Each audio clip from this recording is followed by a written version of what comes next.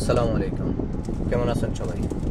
যারা ইউএই প্রবাসী, যারা আপনার স্পন্ডিংয়ে ভুক্তভোগী বা যাদেরকে কোম্পানি তামিল করে দিছে, যাদের ব্লক আছে, তো আমি তাদের জন্য কিছু গুরুত্বপূর্ণ তথ্য নিয়ে আসছি আজকে। এটা আমি নিজে গতকালকে আমার জন্যই করছি, ঠিক আছে?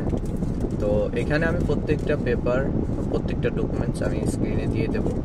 তো আপনাদের আসলে কি করতে হবে, যাদেরকে এখানে স্পন্ডিং করা হয়েছে, যাদের ফাইন আছে 3 মাস, 4 মাস, 1 বছর, বা কোম্পানি আপনাকে ব্লক করে দিছে, তামিল করে দিছে, যেহেতু এখানে ওভারস্টে হওয়ার পরে কোনো কোম্পানি কোনো স্টাফকে তাদের অ্যাবসেন্সে যেহেতু একটা রিপোর্ট গভর্নমেন্টকে দিতে হয়, ওই খাতে এটা অটোমেটিক্যালি এটা স্পন্ডিং হয়ে যায়। তো এখন স্পন্ডিং হয়ে গেলে কি করবেন আপনি সর্বপ্রথম আপনি আপনার যে কোম্পানি আছে ওই কোম্পানি থেকে একটা পেপার নেবেন যে আমি নতুন কোম্পানিতে আমি জব পাইছি বা ওখানে আমি ভিসা করতেছি, আমাকে একটা পেপার দেন। তাহলে ওরা কি নিবে, ওরা চাইবে আপনার যে কোম্পানিতে আপনি জব পাইছেন ওই জব অফার লেটার, যেটা কার্ড পেপার, আর নয়তোবা আপনাকে দিতে হবে অ্যাপ্লিকেশন ভিসা ফর্ম। এই দুইটা আপনি দেওয়ার পরে আপনার কোম্পানি আপনাকে একটা লেটার দিয়ে দিব। ওই লেটারটা নিয়ে আপনি আওয়াইরে যাবেন।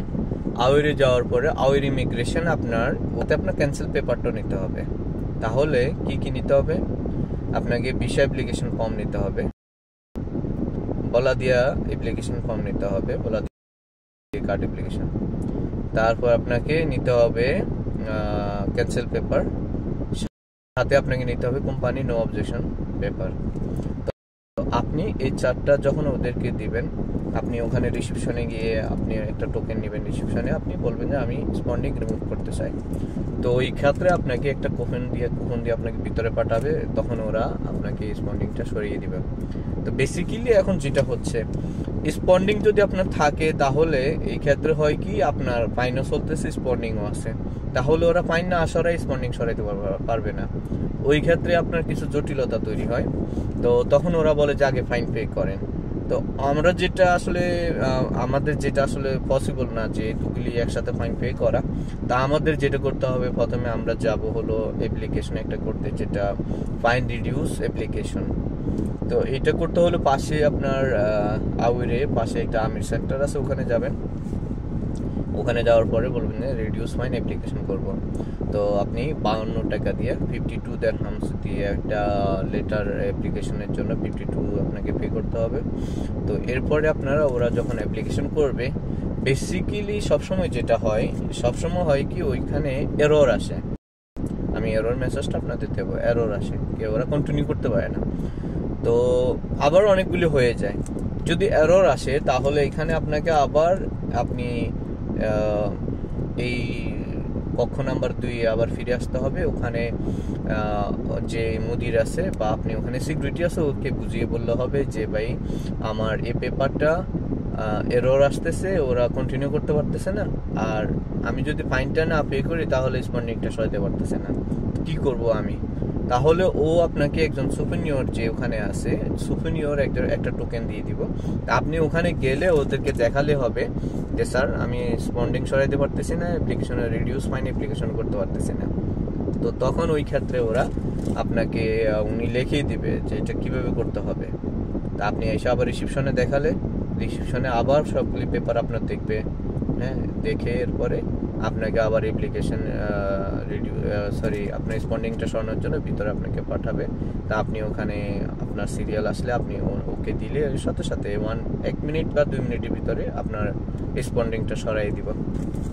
এরপরে আপনাকে যেটা করতে হবে, আপনি এরপরে আবার ব্যাক টু আপনার আমির সেন্টারে যাবেন। আমির সেন্টারে গিয়ে আপনি ওখানে আবার যে রিডিউস ফাইন অ্যাপ্লিকেশনটা আপনি অলরেডি 52 পে করছেন, ওই পেপারটা দেখালে হবে। বাকি আপনাকে ওরা আবার প্রসেস করবো। প্রসেসের পরে আপনার যে রিডিউস অ্যাপ্লিকেশন পেপারের জন্য একটা ফি আসবে, ওইটা হলো 452। এটা আপনি পে করবেন। পে করার 5-6 মিনিটের ভিতরে আপনার অ্যাপ্লিকেশন ফর্মটা আপনি পেয়ে যাবেন, ঠিক এমনটা। আমি এটা স্ক্রিনে দিয়ে দেবো।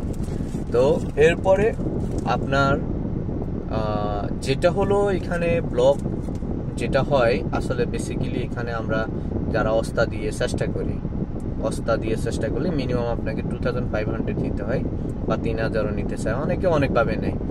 আবার এখানে আর একটা জটিলতা আছে হলো, আপনার অস্তা দেওয়ার পরে ব্লক সরাবে, কিন্তু আপনার রিডিউস ফাইনটা পরে হবে।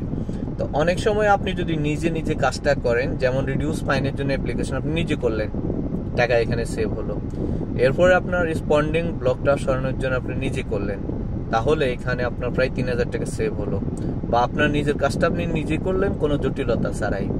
আবার বেসিক্যালি যেটা সবাই বলে যে আপনি আউইরে গেলে আপনাকে ডিপোর্ট করে দিবে, হ্যাঁ, ইমিগ্রেশনে গেলে আপনাকে ডিপোর্ট করে দিবে।